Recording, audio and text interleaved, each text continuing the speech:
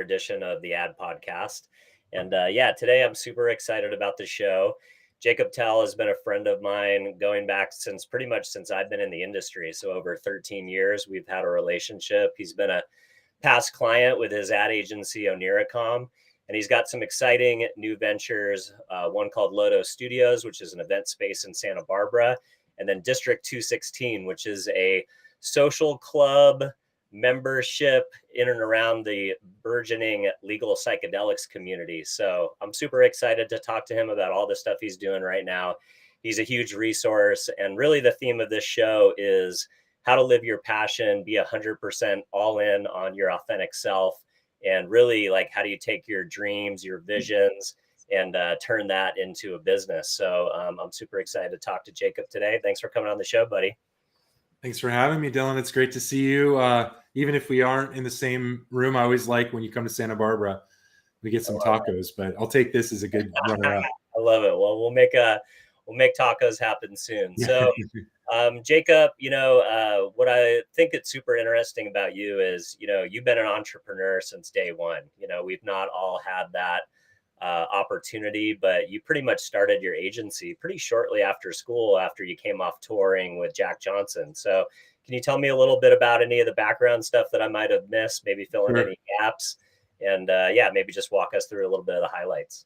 I mean, honestly, it was flipped. I started Oniracom before I graduated UC Santa Barbara because, I mean, we had a little bit of an opportunity. We didn't really know what we were doing. We were like three dudes with the internet kind of becoming a thing. That two of the three were engineers, so they knew what they were doing. I was more on the design creative side, so we were able to like put together web experiences, websites and early apps.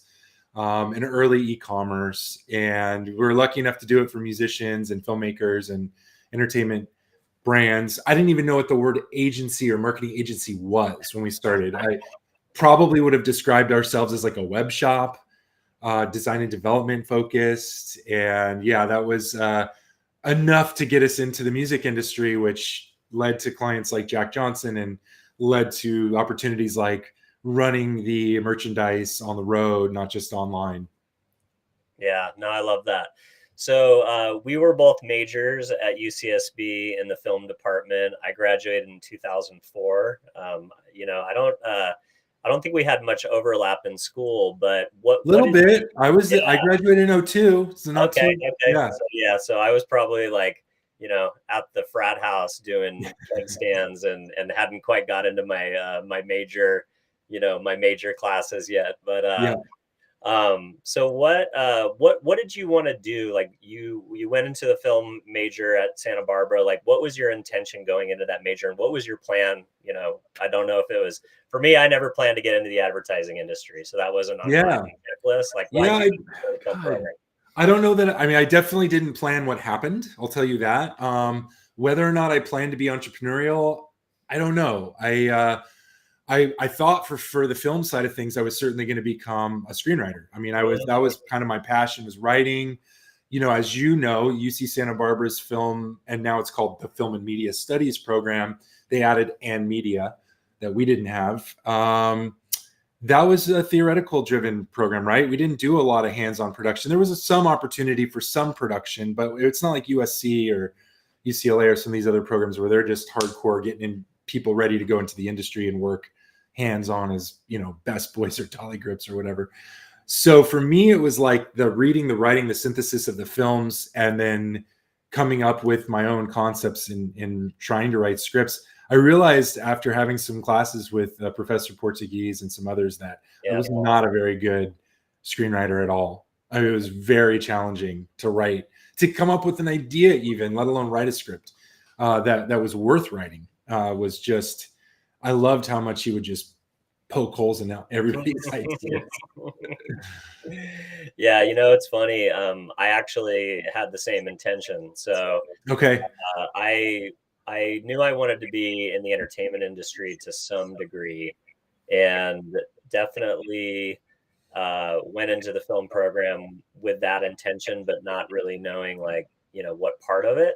And then same thing, I took a city college screenwriting course, and I had a lot of fun and really enjoyed it and got some good direction.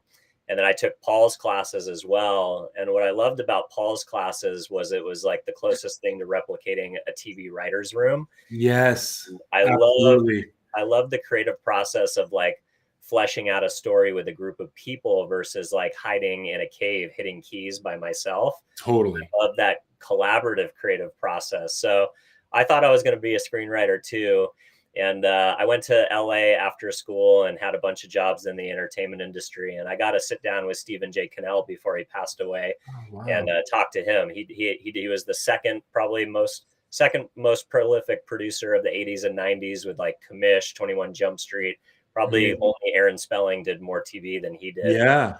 And he asked me, he's like, "Hey, Dylan, what's your process as a writer?"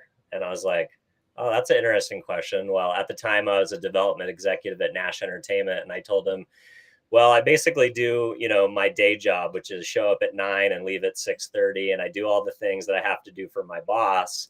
And then if there's not a networking event at night, I spend 1 hour at night to write on scripts. And he like laughed at me. And I was like, "What's so funny?" And he said, "Well, Dylan, when I graduated college, I took a job at my dad's furniture store, and I worked in the furniture store from 9 to 5. When I got home, I wrote from 5 to 10 p.m. every single night. My wife put dinner on the table at 10 o'clock, and then I wrote a half day on Saturday. And it took me 4.5 years with that schedule in order to get my first pilot gig." And I was like, "All right, I'm not going to be a writer anymore." I thought you were going to say like you got home, you smoked a joint, and then you let it flow. But yeah. No. That's amazing to see that contrast. Now I think you just get in a dark room with ChatGPT and make love to the bots. Yeah, I think for me it was just that realization that I like the business part of the entertainment industry, but I didn't like the discipline of the writing piece. So sure, that's a bit of a tangent, but anyways. So it's a good one. Creative process is, I think, going to be a common thread throughout our chat. So that's a great foundational piece. I love it. All right. So my next question for you is, obviously you took your agency and you went an inch wide and a mile deep with the music industry to start. Mm-hmm. So what was your passion point between kind of blending the world of digital technology, marketing, and then the music space? And why did you decide to go so deep in that vertical? Yeah, I feel like we've now, with 23 years of hindsight and running this creative agency for this whole couple of decades and going through so many ebbs and flows and pivots and all the things that you hear from entrepreneurs, that we had like maybe 3 of these transitional moments. First was music industry. The next, fast forward, mid 2014, 15 was cannabis. And then now with psychedelics. But the music industry, like, what that was at the time was the first domino to go analog to digital. Music industry was pre newspapers, video games, television, film. Audio files were much easier to stream than video files. First of all, it was a bandwidth, it was a technology thing. All of these, I mean, we take so much for granted. In 2001, there was no smartphones, there was no tablets. We barely had Wi-Fi. That Wi-Fi wasn't even ubiquitous in a lot of places. You still had, we had our laptops with our Ethernet cables strewn out amongst, through the apartments and stuff. And like, just the technological ability to take an industry digital was a huge first domino. And so we were there. Obviously, you had the Nutella clients, you had LimeWire and Napster and all those things. Eventually, Steve Jobs changed the world when he, came out with his big presentation around iPod and eventually iTunes. And now we had this whole ecosystem and new way of selling MP3s and digital files. And we rode this decade-long, amazing transition until which time, Spotify and the streaming services rained on that parade, and everything, business models changed and marketing budgets shrank. And that's when we pivoted our way out into working with lifestyle brands and diversified away from music. But yeah, during that first era, it was like incredible because what you had were technologists like us that were trying to make the technology as invisible as possible to the end user and create like a really authentic emotional connection between artist and fan. And so you had all these toolkits coming out, marketing toolkits. You had amazing companies like Ian Rogers' Topspin, and you had Bandpage and Bands in Town and Songkick and all these things coming out to support this ever growing, like both DIY market as well as major label and big artist market, where people had to now consider new channels and ways of connecting with an audience that previously just wasn't part of their day-to-day. Yeah, no, that's crazy. And you know what's wild is I know at least 2 other agency founders that started in music, and eventually they sold their agencies once they started doing brand work to the big boys. So M80 comes to mind, which is Jeff Simmons. I remember them. Yeah, so Jeff told me a funny story. We were at South by talking about like the early days of music marketing, and basically his point of view was like once they stopped selling CDs, the bands couldn't pay even a $5,000 retainer anymore to run their social. Yeah. So they were like, oh man, that's where our revenue is coming from. Yeah. Like, there was a little bit of a gap, I would say, where some were making enough on MP3s off digital downloads where you could say CD/digital downloads, but totally agreed. Like as soon as that revenue dried up and it went to this new model of getting a fraction of a cent per stream on streaming services, everything, like the bands were like, marketing, we like, all right, I guess our bass players can have to do everything now. Wow. Like they couldn't necessarily do it anymore unless they had the big machine behind them. Even the big machine, we were working with Universal, Warner, Sonar, EMI, Disney, all those guys. And like a lot of those budgets shrunk and dried up too, within the context of a major label relationship. Yeah, totally. And he told me like, so they had to pivot for the first time to pitch brands, how boring. And he did his first proposal for Gap, and the client called him back and they're like, hey, there's a problem with your proposal. And he's like, what's the problem? She's like, it's too small. If you send us a $5,000 proposal, nobody's going to take it seriously. And he's like, well, what should I do? He's like, add a 0 to the end. That's the best phone call you could ever get as an agency. Wow. Good for him. Yeah. And I know the marketing arm had their roots in, it was used to be called like Fanology or something else before. I can't remember the name, but the guys over there, eventually merged with the marketing arm and became part of Omnicom. But I love that you always stayed true, stayed independent, stayed in it as long as you could, as long as the opportunities were there. But so let's talk. It's funny. We just got a call a month ago from a Universal Music Group subsidiary.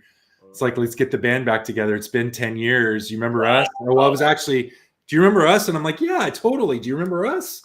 Cool. So we're dipping our toe back in, and we still work with Jack Johnson in the Santa Barbara Bowl, and we cherry pick here and there. But yeah, I mean, for the most part, those relationships would always be able to re-blossom. But a lot of those people have scattered it all over other industries too.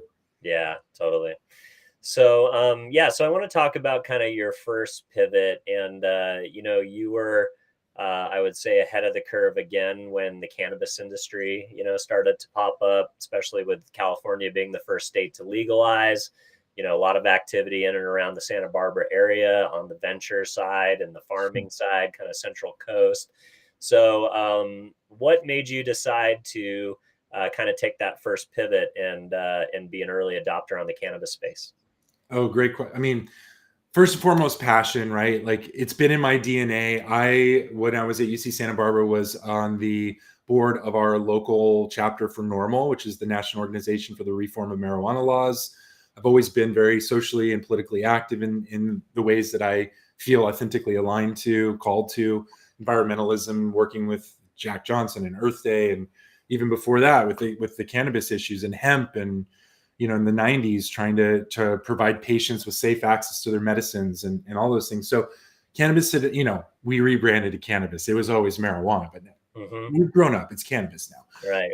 So, when cannabis became, Oregon and Colorado first, and California was just around the bend, it made sense for us to start connecting in more with people in the area. Santa Barbara ended up issuing more licenses for cultivation than any county in the state of California. Wow. We still have more cultivators in Santa Barbara County between Carpinteria and up in the San Ynez Valley. There's just an inordinate amount of cultivators, and then you have distributors and some retail. But so for that reason, we started by hosting symposiums. So really building community and creating events around business development and networking and some thought leadership and sharing about future vision.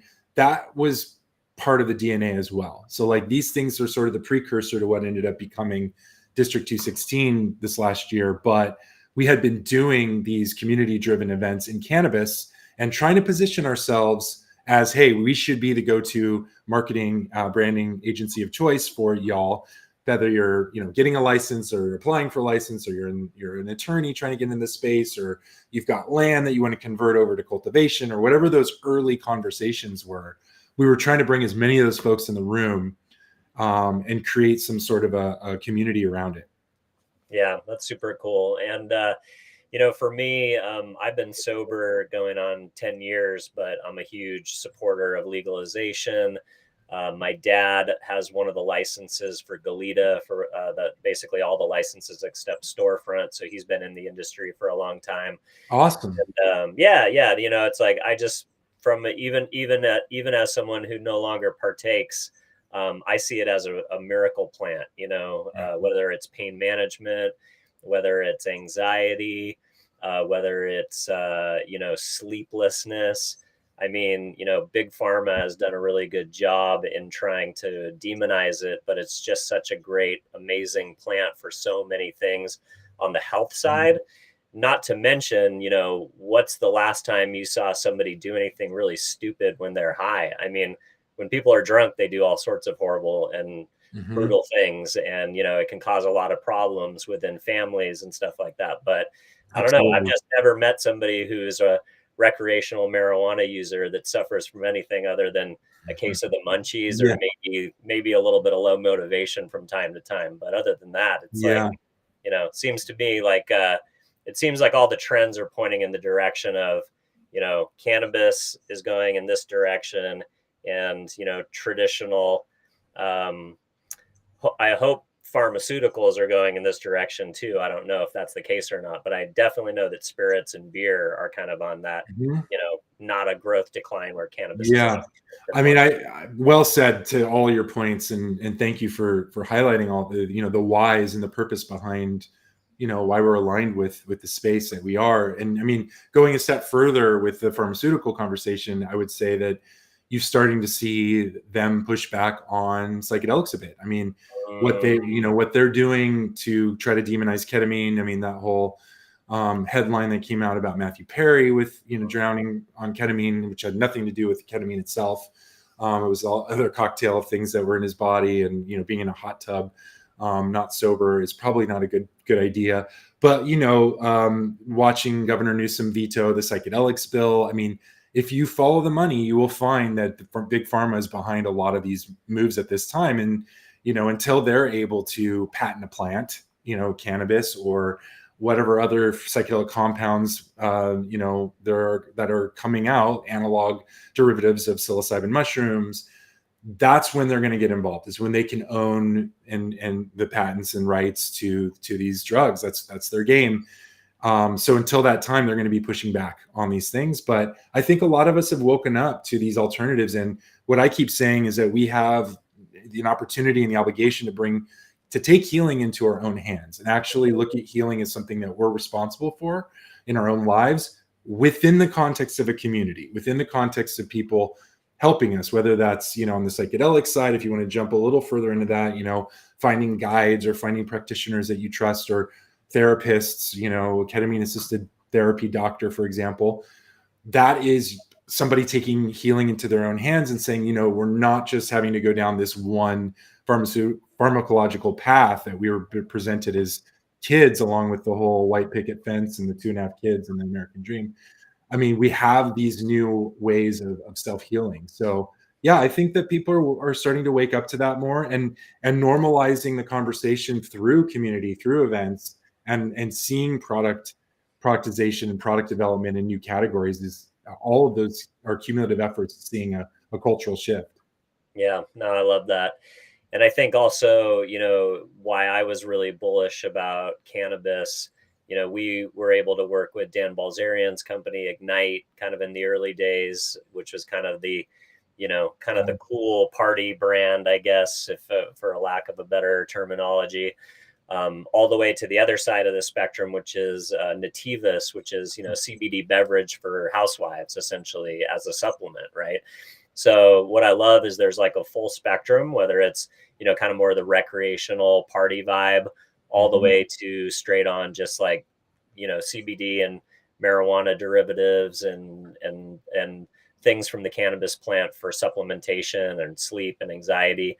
And, as an influencer marketing agency, we've always been, there's not a lot of opportunities of things to do when you're trying to market cannabis, because, it's either outdoor advertising, do billboards, and I don't know how they got grandfathered into being allowed to do that.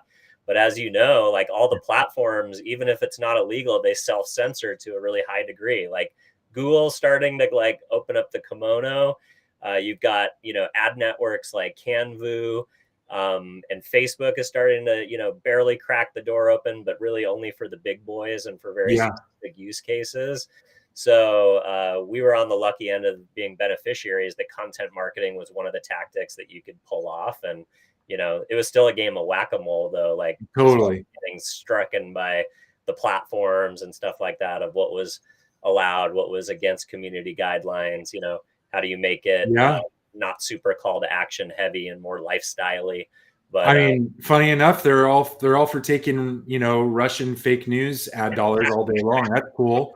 But, a little CBD, I don't know. It's funny, like on Amazon, there was a whole, I don't know now, but this is maybe a few years back. It was like, just call it hemp derived and you're fine.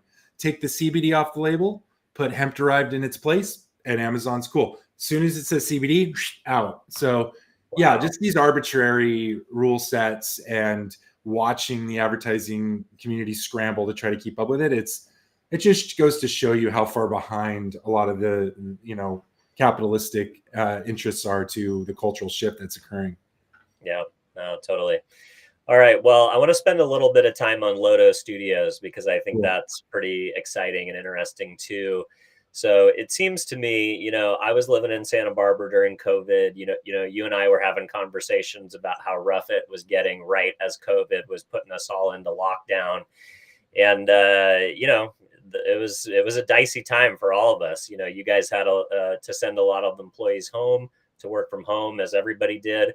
But you made a pivot and really turned your office space into a cash center for you. And I'd like to hear just a little bit about, take me back to that time. Yeah.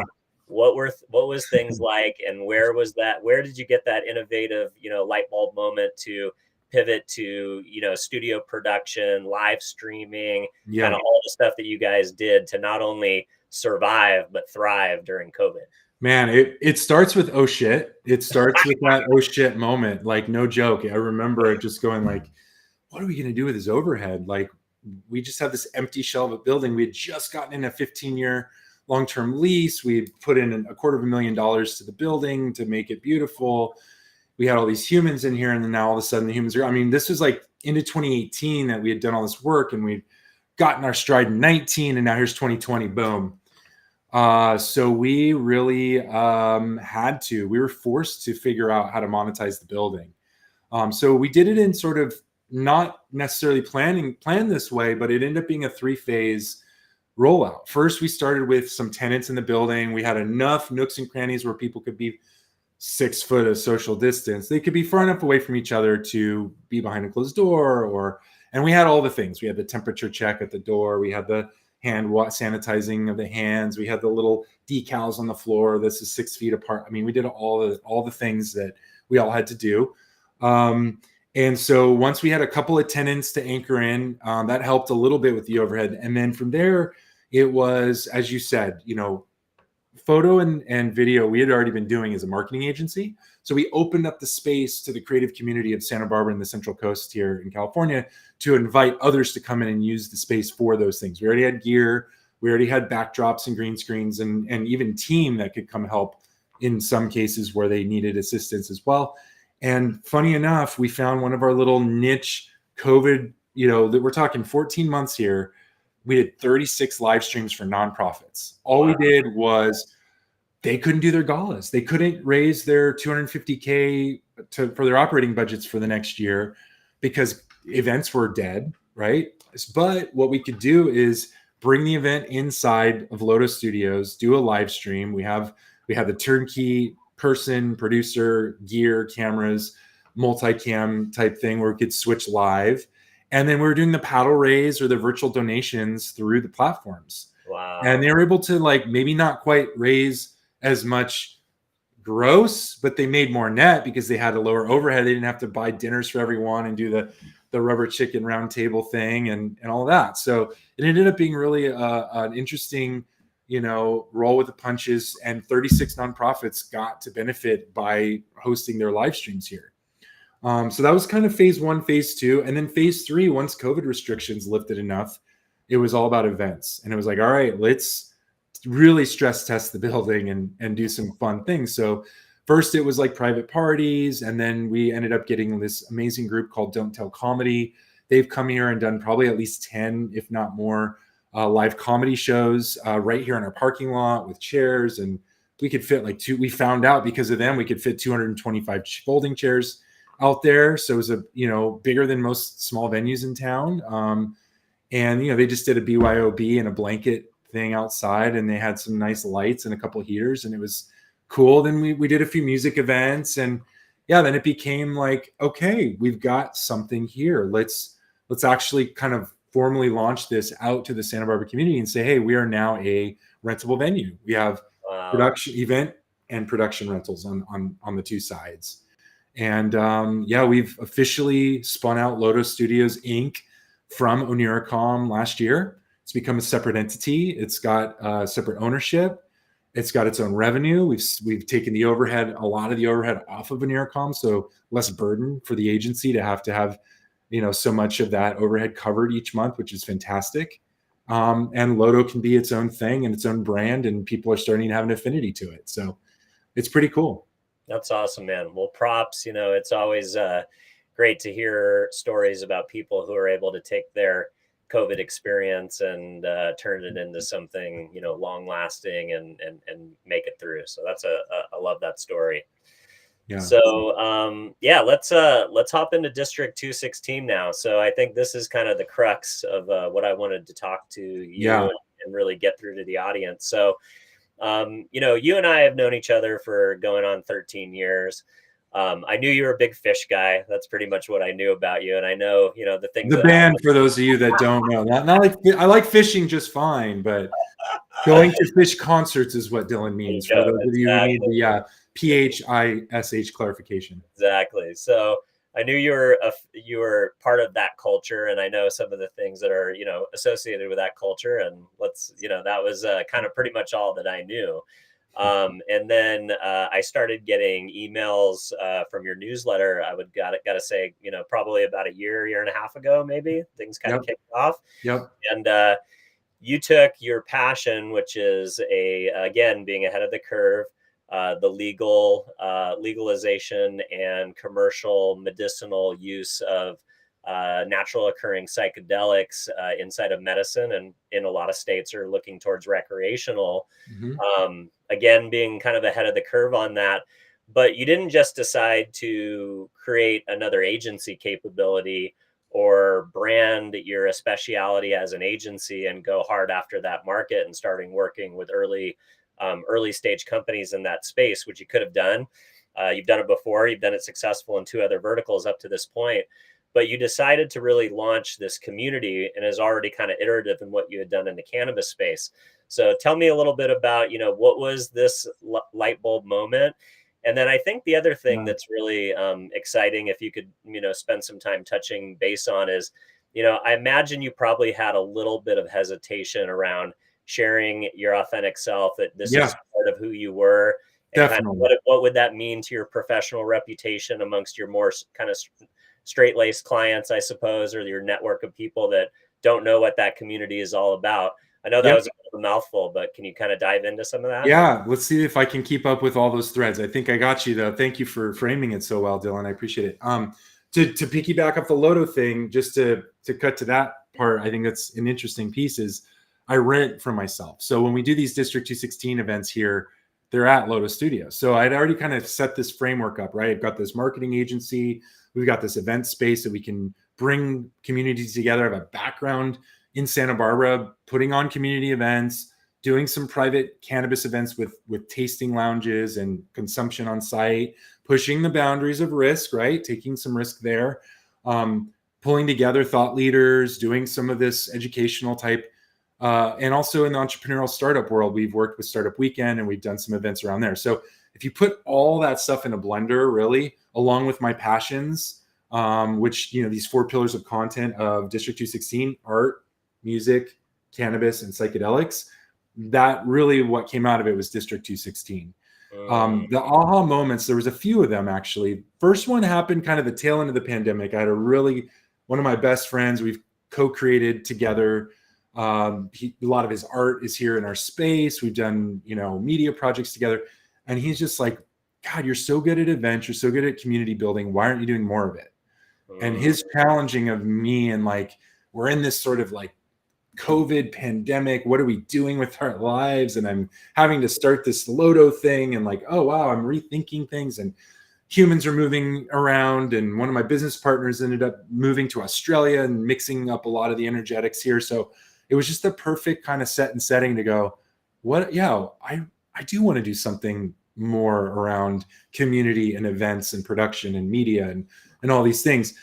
Fast forward, I was at a fish run out in Denver a few years ago. By this point, it was probably like 2021. And my buddy was telling me about this venue that was doing psilocybin type events with music till 3-4 in the morning, and they were ticketed. I'm like, how are they? This is before Colorado had passed any sort of psilocybin legalization or decriminalization or legalization initiatives. And so I'm like, how is this possible? And he's like, oh, they sell memberships. And that was the big light bulb that went off around like the business model. And I was like, I want to do that in Santa Barbara. I want to have a membership driven psychedelic social club, which is essentially what came to be. So then I'm like, okay, cool. I got this idea. I start building decks. I start putting a little website together. I got to do a test event. So early in 2022, I was introduced to somebody who became the first proper doctor to move into ketamine assisted therapy. And I thought, okay, this is a perfect guy. He's come from like the medical world. He's moved in. He's tired of treating to the symptom. He wants to get to the root cause. This is a huge trend within the scientific and medical communities of why people are moving more and more into psychedelics, into psychedelic assisted therapy, is to get beyond symptom treating, as Western medicine's so good at, and going into the root cause and actually trying to make some real change in human thought patterns and behavior. And so this guy and I just hit it off, and I'm like, if I'm going to have him come and speak and be my guinea pig District 216 lecture on ketamine 101, what is it? Who is it good for? I need to try it myself. And so I ended up, myself and my partner, Carrie, we ended up doing, I did 6 sessions. She did 9 sessions. And it was so profound for both of us in so many different ways. All at the same time, my dad had just gotten to the tail end of his battle with cancer and passed away. Sorry, man. It'll be 2 years in February, so it's coming up. But this was all like, 2022, early on. And to your point about living in alignment and being fully out of the closet within, the psychedelics, my psychedelics use and my proponent of it, and that whole ecosystem, that was a big catalyst, was saying, you know what, I know that I need to show up wholly, fully, authentically in alignment. And this is what I need to do. And so I think losing him and just kind of carrying his spirit forward into, I ended up writing this manifesto, which you can see on the District 216 website, and it just flowed through me. My dad was a poet and a writer, and I think there was a lot of channeling of his energy through that. And so that was, those are kind of the big catalysts and the big kind of ahas along the way. I ended up doing that soft launch in May of 2022 with that doctor on the ketamine. And then I ended up going to Vegas in November to a psychedelic conference. And I was like, I've arrived. These are my people. They're very supportive of this concept. They're saying what this needs right now is community and roots and connectivity. all of which, was in my plan for District 216. So I said, all right, let's do this. So January 23, and I know this is a long answer, and I'm almost there. Oh, I love it. Let's go. I'm in the plane for you. January of 23, we ended up doing our first formal launch. We call it our marquee event. 250 people plus showed up. We had a discussion panel on VR as an integration tool for psychedelic therapy. 2 amazing women that run a psilocybin group that use virtual reality headsets in their integration process. And that was the green light to go forward. Fast forward to last weekend, we had our 1-year birthday party. It was our veterans PTSD and psychedelics marquee event. And that was our 55th event in a year. Wow, that is insane. So how's it going from a business model perspective? I know you've got the events, you've got the reoccurring club membership for people in the Santa Barbara area or, LA if they want to drive up.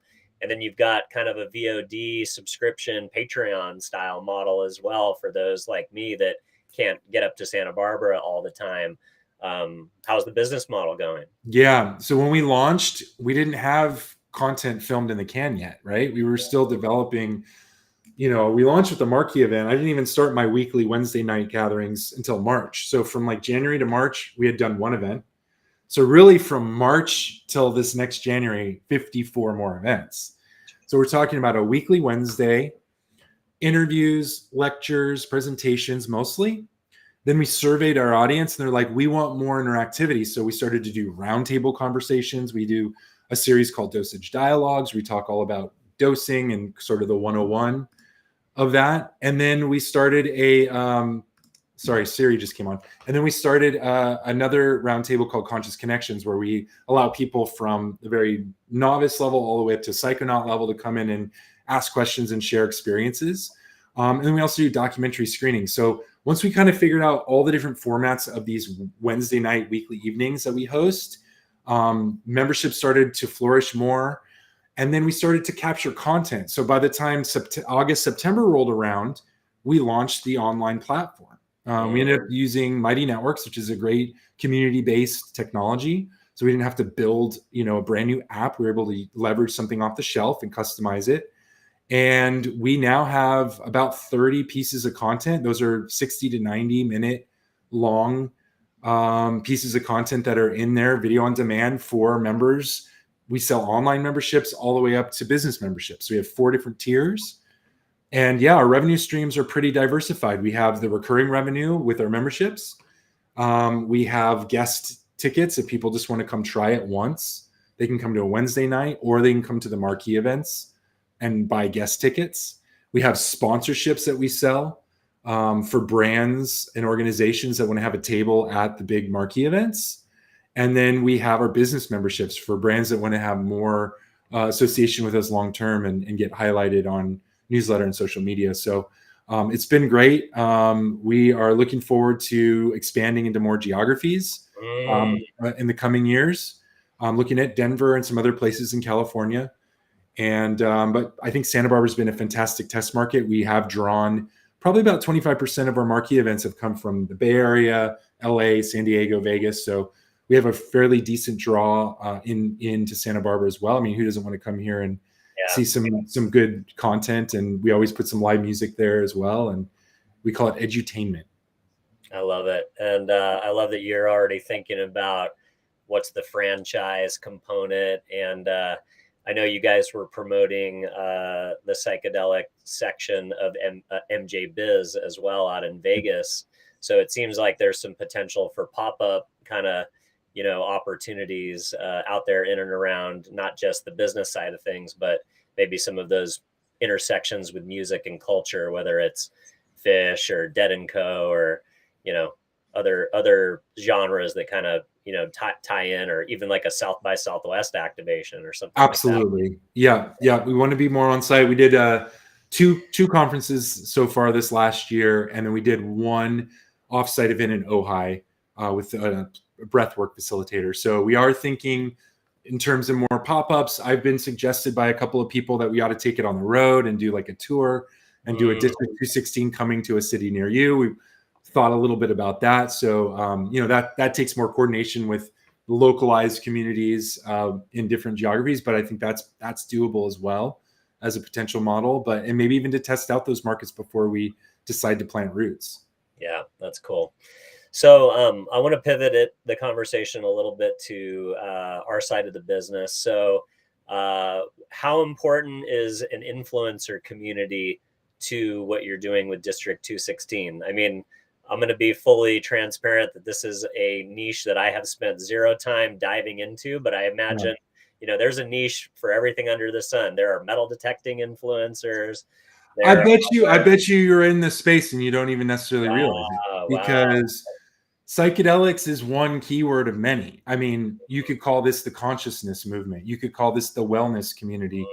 You could there's tons of health and wellness brands. There's psychedelic adjacent groups. I mean, people that are doing harm reduction and safety and efficacy. You have other groups that are more interested in the policy side and looking at more of the social disruption of the laws. So there are and then the therapists, psychotherapy and psychiatry community that's very active in this space too. So it's not just like mushroom brands or ketamine clinics or pharmaceutical, potential future pharmaceutical plays. There's a very healthy ecosystem of brands already that I'm sure you guys touch. Yeah, well, I think of like Ben and Jerry's even, right? Mm-hmm. Yeah, I mean, the Bronner's, Dr. Bronner's soap, they're putting in tremendous amount of resources to the psychedelics ecosystem. They've donated to MAPS, the Multidisciplinary Association of Psychedelic Studies. They have added to their HR that you can cover ketamine-assisted therapy as part of your benefits if you so choose. So there's some groups that are not head-on psychedelic brands that are very influential within this ecosystem. Yeah, that's super cool.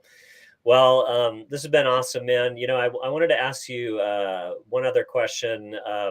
So how much does the events serve as potential lead gen into the agency? Are you doing interesting work around branding, packaging, digital presence, marketing? Like how many clients are you working with on the agency side that have kind of come out of the events community? Yes, is the answer. We have a few of them that have already transitioned, and others that are in the pipeline, and others that aren't quite ready that know they are already aligned with us because of our values, that when they are ready, they want to come, hire Oniracom. So I am wearing those hats fairly interchangeably. Like when I was in Vegas at the Remind Psychedelic Business Forum, I had a postcard for cannabis for Oniracom saying, hey, you have a cannabis brand, you need some packaging or branding or communications, look us up. And when they came to my booth, my District 216 booth, and said, oh, I have a cannabis brand, by the time they left, they were walking away also with an Oniracom card as well. That's smart. Yeah, very cool. Well, I love how you built this amazing ecosystem to align, your passions around these different industries and still staying true to the music culture piece as well. I just love the story of, what your journey was like of kind of, diving into these spaces, but more importantly, going public with it, breaking any stigmas associated or attached to it. And, I think that's truly an act of bravery to be able to really like go into something and live your authentic self and not be concerned with, any of the blowback. And it sounds like, from all signs, everything is going in the right direction. It hasn't been any. Thank you. Yeah, I hope it inspires others to do that, to live in alignment and to live fully authentically. We're tired of the war on drugs. We're tired of, status quo. I'm hoping that people get inspired to positively disrupt the status quo as part of this. At the end of the day, this community is about taking healing into our own hands and having the obligation to heal within community, but not having to listen to, this is the only way to deal with something. Like there are these other tools, there are other therapies, and there's a whole community here to support you in that process. Yeah, that's awesome, man. All right. Well, we're getting down to the final stretch here. So what are you most excited about the future with all these amazing irons you have in the fire? I'm excited to see laws change. I really am. I think that we are going to see psychedelic compounds become federally prescribable before cannabis. MDMA and psilocybin, you will be able to prescribe for PTSD and depression before cannabis is federally prescribable. If you would have told that to my 18-year-old self, I would have said, no way. These are very exciting times. We have, clinical trials that are in phase 3 for both MDMA and psilocybin. You have also ibogaine and DMT coming down the pipeline. There's a lot of amazing conversations around these different compounds that are so healing. And I think that humanity is in for a huge pivot.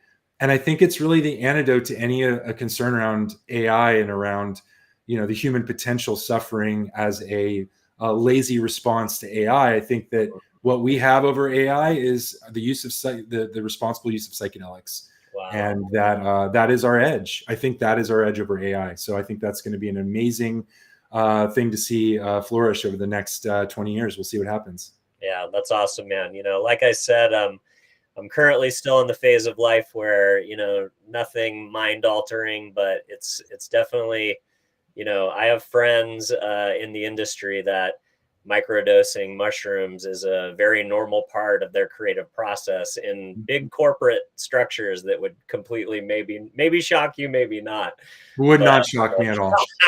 Not at all. It's happening a lot more than people are willing to admit. Yeah, totally. And, it needs to be normalized. Why can we go out and have a beer or a glass of wine at the end of the day, or even during lunch break, but we're not able to use these compounds when they're actually adding to our productivity, creativity, and flow. Yeah. So I could make arguments all day long against alcohol, really, and for psychedelics. So if any of you out there are doubters, please let's have a conversation.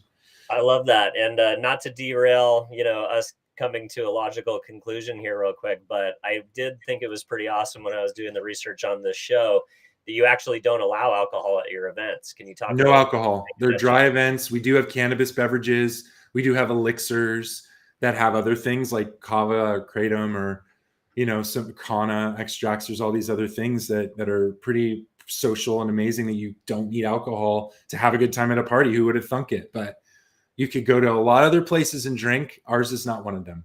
Nice. Awesome, man. Well, props for keeping the culture intact and, not falling prey to that, because as you know, alcohol definitely moves the needle from a financial perspective when sponsorships, I know, into an event. So that must have been not an easy choice, but maybe it was. But financially, again, just living in that authentic lane that you're trying to build with the community that you're trying to make it for. Well, awesome, man. Well, Jacob, as always, it's awesome to catch up and to get to hop on with you. So thanks so much for coming on today. And then for everybody at home, if you enjoyed this conversation, don't forget to subscribe wherever you're watching or listening to this podcast. And if you would be so kind to leave us a review, that helps the show reach more and more people. And most importantly, if you have a colleague or a friend or somebody who you think would benefit from my conversation with Jacob today, please share the episode. Jacob, anything else you want to plug and let people know where to find you and where to reach out? Sure. I mean, check out district216.com, subscribe to the newsletter. We send out a weekly newsletter with events. And then if you want to stalk me, I'm easy. I'm at Jacob Tell. All right, man. Awesome. Thanks for coming on the show, bud.